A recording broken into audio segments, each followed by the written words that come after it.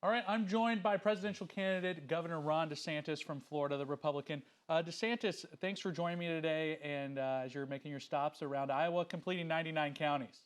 So today we will be in Jasper County, and that will be the 99th county.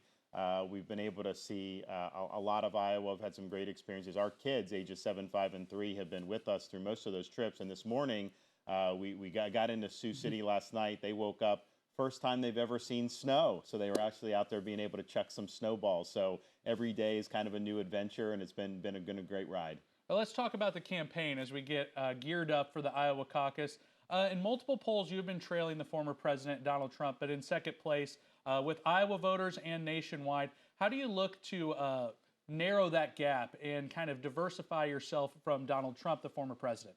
Well, look, I'm the guy that has shown this party how to win again.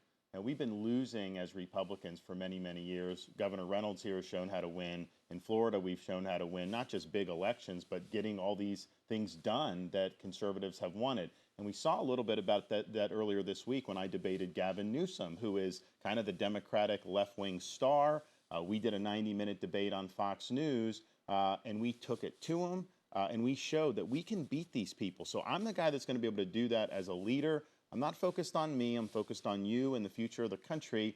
And we're really excited about what we've been able to accomplish in Iowa. I mean, if you think about the organization that we have, all the people in each county that are working for us to caucus, Governor Reynolds' endorsement, Bob Vanderplaats, no one's been able to do that up to this point in previous caucuses. And so I think we're ahead of where previous people who have won it. And it's just going to be day after day, we're going to earn the vote. Talking about that 99 county tour, what have you heard from Iowans when you've been stumping and talking to those voters on the campaign trail? Well, I think that there's been a lot of frustration, of course, with the Biden administration, what the left and the Democrats are doing, but also with some of these Republicans in Washington who are not fighting back, who are not really delivering anything. And they say, look, we've been hearing about this border for how long, and yet it's still a major problem. We have government created this inflation with the borrowing and spending and printing, and that was both parties that did that. You have problems with crime, parents' rights not respected in many parts of the country. So I think they want somebody who is going to be a conservative president that shares their values, which they appreciate from me, but also somebody that's going to actually be able to deliver for them once and for all. Because we've talked a lot about these issues for a number of years. Now is the time for action and to get it done. So I think that's what they're looking for. I think they're looking for leadership, and I think they're looking for someone that delivers results. We talked about inflation. One thing I notice every day when I'm driving my car is the cost of gas, and we've really seen that considerably drop. I know right on Floyd Boulevard today when I was driving to work, I saw $2.64 here in Sioux City. Would you attribute that to a Biden success, or what would you say about the gas prices that we have seen a trend down, at least here in the Midwest and in Iowa? No, so what's happened is we are actually producing a decent amount, but it's because of more efficiencies of existing wells. So it's really the industry that has been able to do that.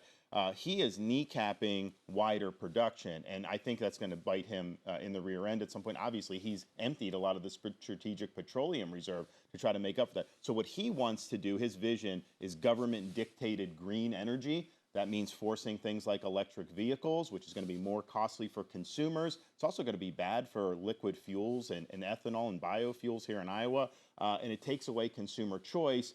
It also will be an issue of reliability. So, for example, I was debating Gavin Newsom in California. California is kind of the petri dish for what they want to do nationally. So they have all these green energy mandates. They don't believe in reliable energy. They've kneecapped it time and again. They have rolling blackouts. This is one of the most successful states historically in our country, and they can't even keep the power on. That, I think, unfortunately, would be the reality nationwide. You need reliable energy. We're going to use the oil. We're going to use the gas. We also want nuclear, solar. That's fine. Everything should be able to compete for 100%, but don't force those mandates. So I think the price of oil fluctuates, but I think what Biden's doing is he's ensuring that over the long term, it is going to trend upward, and it's also going to make us less secure as a country. We should not have to go hat in hand to Saudi Arabia or Venezuela because we need energy. We produce it right here in this country. You touched on the endorsement from Iowa Governor Kim Reynolds. I imagine that's a big win for you in the state of Iowa. Your competitor, Donald Trump, has called Governor Reynolds weak and an unpopular governor. I guess how would you respond to that? Because it seems like you would take that as a campaign success, getting that endorsement from Governor Reynolds. Well, right. So Donald Trump attacks good conservative Republicans not because they've done anything wrong. She's done a fantastic job. Everybody acknowledges that in the Republican Party. He's just attacking her because she hasn't kissed the ring. So it's more about Trump himself than it is about the greater good. I'm wired differently. It's not about me. It's about getting things done.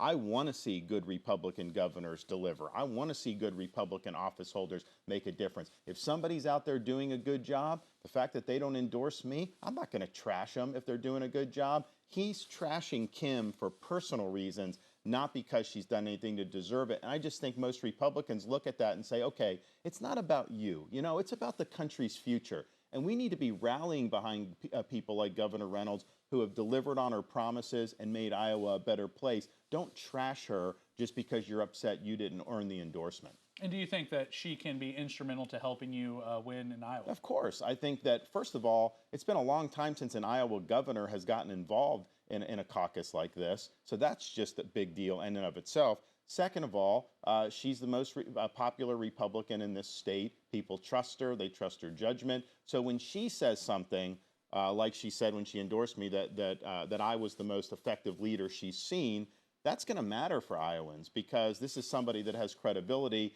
And of course, she likes campaigning. She wants to get out there. So I think it's going to be a great team effort that we've been able to develop here in Iowa. And Governor Reynolds, obviously the top political, but we have 41 legislative endorsements between Iowa House and Iowa Senate. No one's been able to do that many endorsements in any previous Iowa caucus. So I think you've seen a lot of really strong leaders step forward and say that I'm the best pathway forward for the party and for the country to not only win against the Democrats, which I've proven I can do, but to deliver on all these big things, reverse our country's decline, and be able to serve 2 terms as president. You know, Donald Trump, if he could even get elected, which I think is questionable, he'd be a lame duck president on day 1.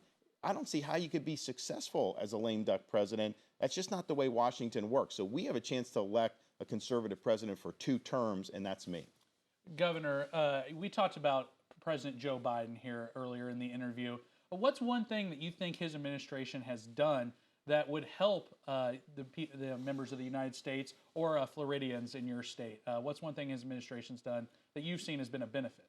Well, I will say this. When we had Hurricane Ian, we immediately stepped into action in Florida. We got the power restored. We were rebuilding bridges in a matter of days. We were doing things that nobody thought was possible. And he basically gave us that berth to be able to do it. He wasn't getting the federal government involved. He kind of kept a distance. They supported in some respects, but I did appreciate the fact that he didn't try to stick his beak into that. We know what we're doing with emergency management, and he was really more of a supporting role. Sometimes people want to use it for politics or whatnot, but we were able to have a really successful response. Let's talk about the workforce now. Siouxland, the community here struggles with workforce and getting jobs filled, like I imagine all parts of the country, and I'm sure you've seen sometimes in your term as governor. What would you say that you need to do, and what would a Ron DeSantis presidency do to address that?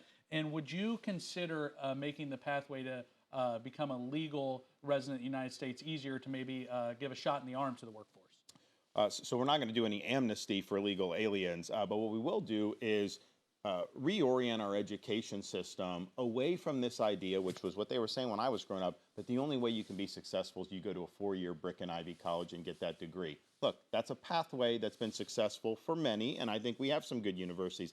We also have a lot of students who've gone through colleges and they end up deep into debt with what, a degree in zombie studies, and then they're in a job they could have at a high school. So what we've done in Florida, we want to do nationwide, is put an emphasis on skilled trades and workforce education. And so what happens is people can be credentialed coming out of high school for things like welding, aviation mechanics, and they can go in and get good jobs. So part of it is people, obviously you need people to want to stay in the community, young people, but part of it is matching the skills for what the demand is. And I don't think we've done a good job in our education system of matching where the economy really needs the skills versus where maybe academia wants to take people. Let's talk about the border. Obviously, you've been very vocal about the border and migrants getting into the United States. You've even said that you would use deadly force if you were president for people that are trying to get in illegally. What would that look like? Against the drug cartel. So what we're going to do,